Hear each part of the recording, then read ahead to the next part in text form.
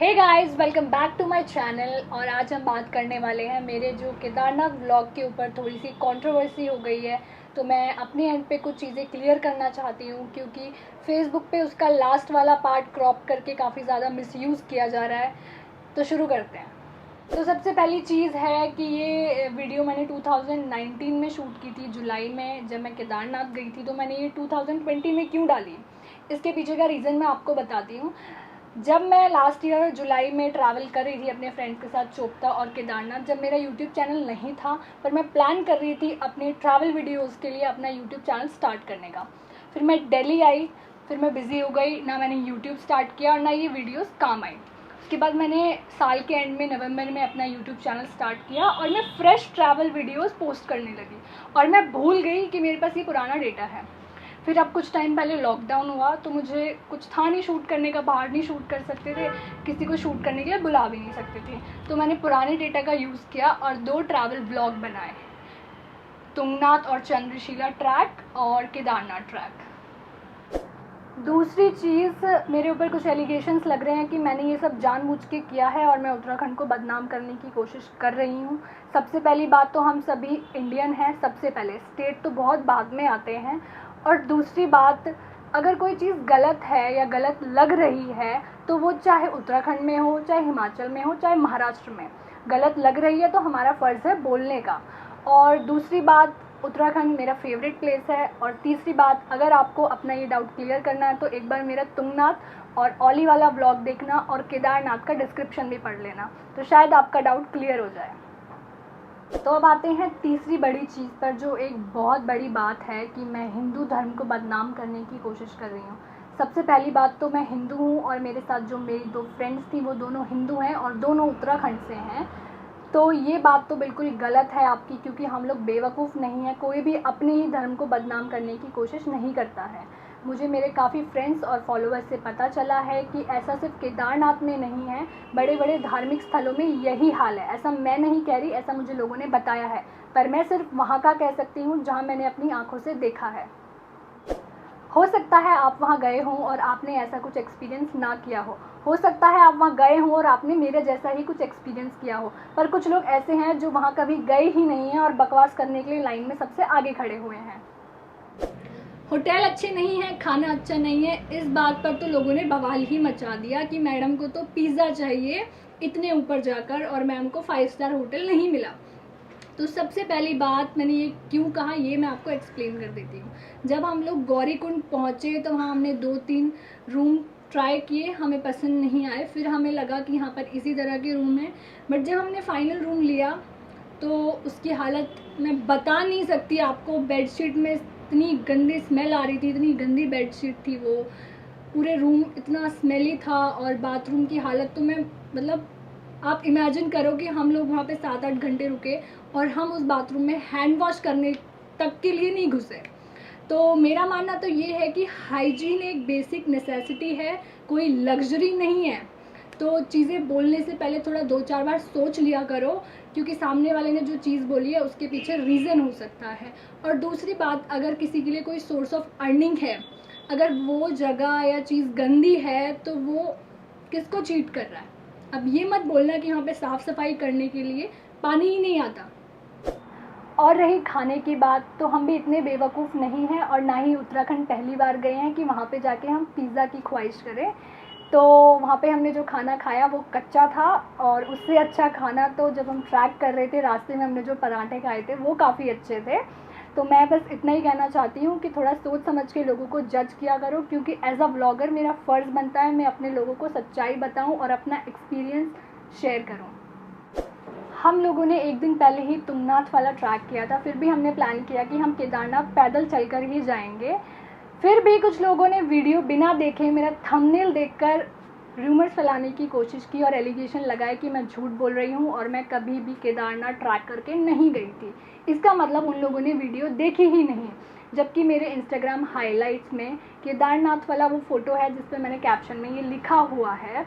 और मेरी ये फ्रेंड का फ़ोटो देख लो आप, जिसमें सेम भैया आपको पिट्ठू उठाते हुए नज़र आएंगे, क्योंकि हमने उनको पैसे दिए थे, हमें केदारनाथ मूवी के पोस्टर जैसा फ़ोटो चाहिए था इसलिए।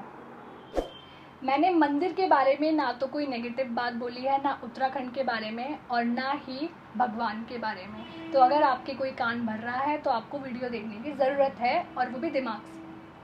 जब वीडियो पे स्टार्टिंग में थोड़ा सा हेट्रेड आने लगा था तो मैंने एक कमेंट पिन किया था यूट्यूब पे, तो जिसको आप देख सकते हैं, जिसको मैं थोड़ा सा एक्सप्लेन करके बताना चाहूँगी अभी आपको।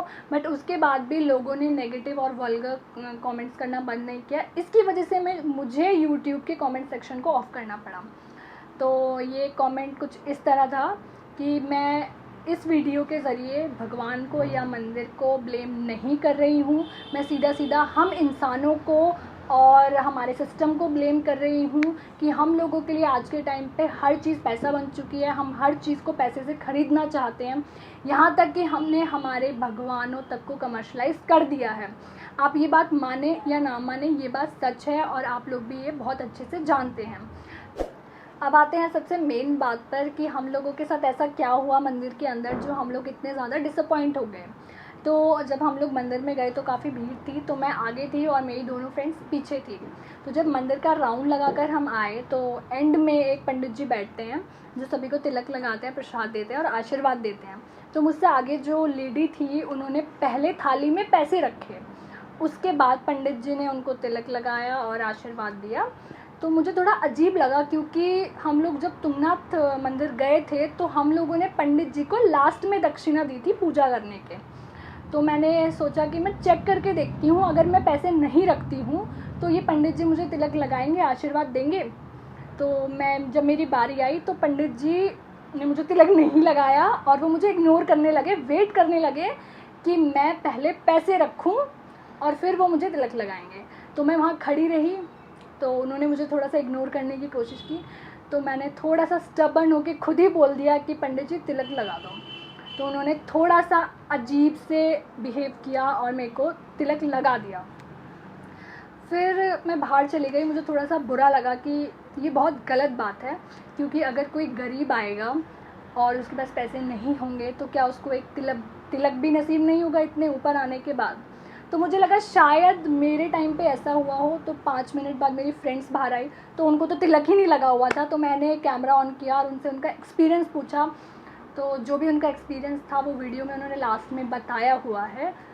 एक थोड़ा सा लॉजिकल पॉइंट है जो लोगों ने बोला है कि कोई भी चीज़ नीचे से ऊपर इतने जाएगी तो वो महंगी ही होगी। मैं इस बात से पूरी तरह सहमत हूँ, पर कोई भी चीज़ नीचे अगर उसकी वर्थ 50 रुपये की है और ऊपर जाकर वो 1100 की हो जाए, जो मैंने थाली वाली बात बोली थी कि 1100 रुपये की थाली है, अगर वो चीज़ ऊपर जाके 1100 की हो जाए तो हर कोई उसको अफोर्ड नहीं कर सकता और वो बहुत ज़्यादा प्राइस है।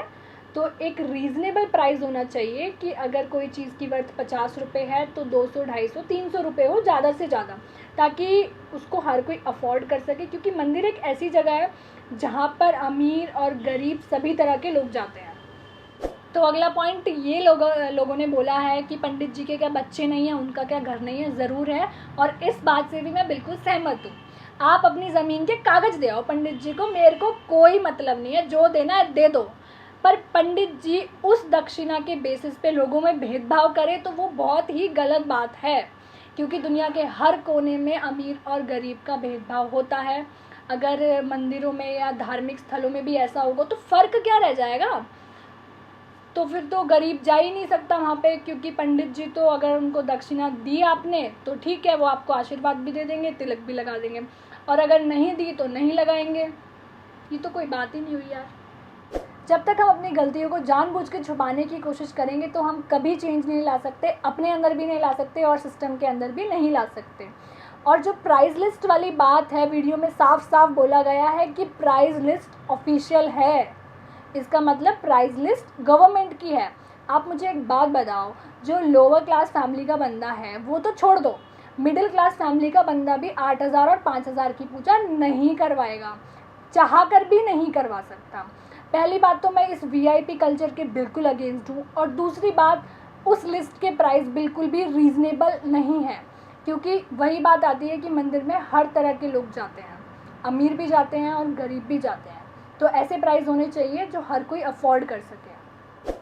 मेरे वर्ड्स थोड़े से रूड थे लास्ट वीडियो में, बट वो पूरी तरह से सच थे। ये बात आपको भी बहुत अच्छे से पता थी और अब तो और ज़्यादा अच्छे से पता चल गई होगी। तो मैं इस वीडियो में या पिछली वीडियो में कहीं भी मैंने ये मंदिर को लेके, रिलीजन को लेके या किसी स्टेट को लेके टारगेट नहीं किया है। मैं तो सिर्फ ये बोलना चाहती हूँ कि हम इंसान कौन होते हैं भगवान के नाम पर रेट लिस्ट फिक्स करने वाले। तो अब बात करते हैं जिसको सबसे ज़्यादा लोगों ने गलत समझा जो चीज़ थी, जहाँ लास्ट में मैं अपनी फ्रेंड से बोलती हूँ हाउज़ योर एक्सपीरियंस, तो मेरी फ्रेंड बोलती है वेरी डिसअपॉइंटिंग।